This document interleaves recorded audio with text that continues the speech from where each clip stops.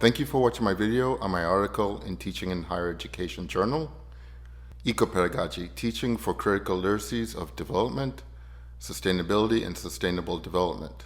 In this article, I try to unpack some of the research that I've done on how can we better teach for these very critical aspects of these three terms, which very much coincide, but also often conflict with one another. And how can we teach in higher education towards a more peaceful world, towards a justice that is all-inclusive globally, and also sustainability planetarily. The article's key question was the following: how does higher education teach for understanding the following? What is development? What are the frameworks? Who benefits from those frameworks? How do we define it? What is sustainability? Who is included?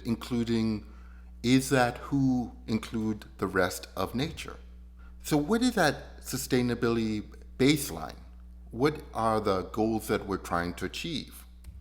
Where do we position sustainability? And also, what are the connections, disconnections, contradictions between the term sustainable development, which is putting the first two terms together? So one of the overall questions within society is, how should these be taught in higher education for globally all-inclusive justice and peace with the rest of nature, meaning that it's not just humans? And these are the following different sections of the article, and I'm going to briefly go over them after explaining what is ecopedagogy. So what is ecopedagogy? It's not as famous of a term such as environmental education or education for sustainable development, ESD. Ecopedagogy emerged from the work of Paulo Freire, so it's very critical. His next book was supposed to be on ecopedagogy, but unfortunately he passed away before he could finish it. Some of the passages went into the book Pedagogy of Indignation, which is pictured to the right of your screen. So the key aspect of ecopedagogy is, what are the connections between environmental violence and social violence? How they taught, how they not taught, and very importantly, what are the politics of them not being taught or mistaught? And how do we, making up the world as all human beings, what are the responsibilities and roles and understandings for the rest of Earth, for the rest of the planet, with the recognition that we're one of many species, and we're also the source of imbalance, where the rest of nature goes back to equilibrium, to a balance. We're the source of imbalance due to our unique ability of self-reflectivity, of being able to self-reflect upon our dreams to set goals, to self-reflect on our histories, and so on and so on. So what is that balance? And I'm going to explain why development has a lowercase d in just a minute or so. So Freire discussed that we should teach to read the word to read the world. Ecopedagogy expands that to read the world as part of Earth, that human beings are part of Earth, part of nature. Ecopedagogy is a deep model, so it's transdisciplinary, interdisciplinary, very critical. It's problem posing with democratic dialogue between teachers and students. It's this aspect of possibilities, this utopian possibilities of transformation of all aspects of societies. So it's not just problem posing within current socio-political, economic structures and other ones. And it's also planetary wide. And it's teaching for deepened and widened understandings. And many of these different issues I will discuss throughout the next few minutes. The article emerged from two research projects. The first one was asking expert ecopedagogues in Argentina, Brazil, and Appalachia, part of the United States, what is successful ecopedagogy in higher education and in adult education.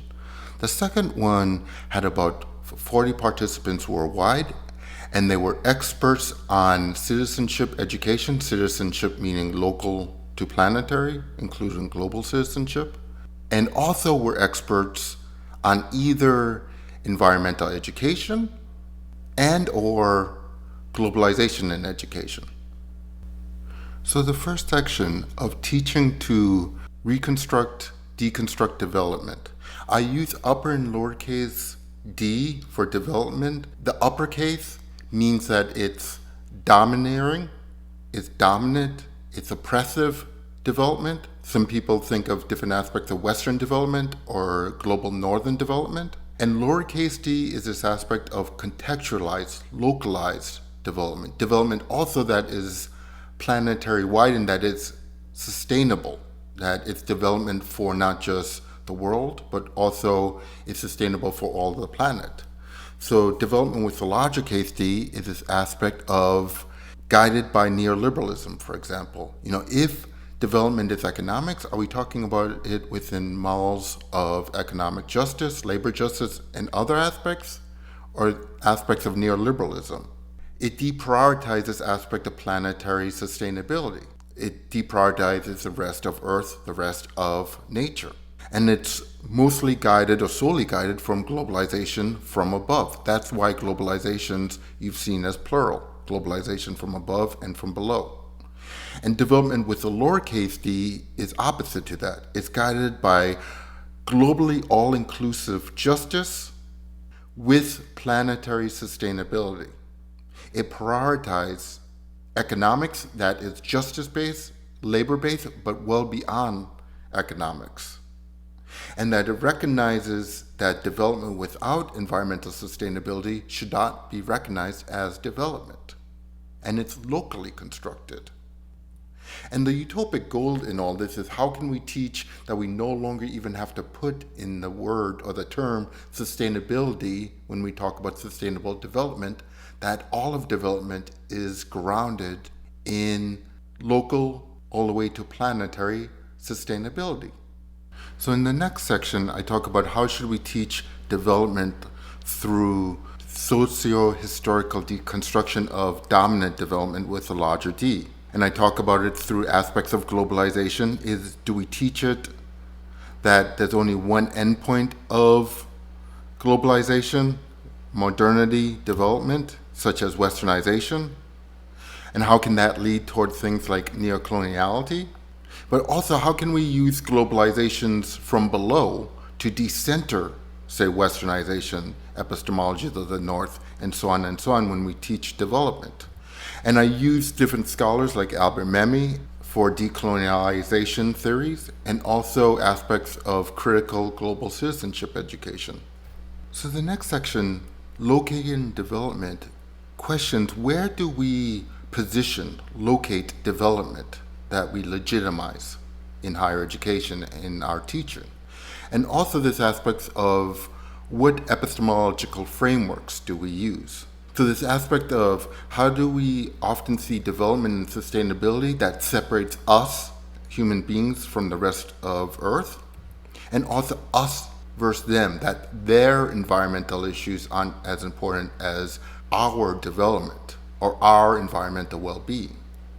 And using aspects of how does this separation happen with coloniality, with racism, with patriarchy, and so on and so on. And this epistemological aspect is what knowledges, sciences, technologies, aspects of sustainability development do we use? Do we use only epistemologies of the North and disciplines grounded in epistemologies of the North when we discuss development? Or do we also use epistemologies of the South, indigenous epistemologies?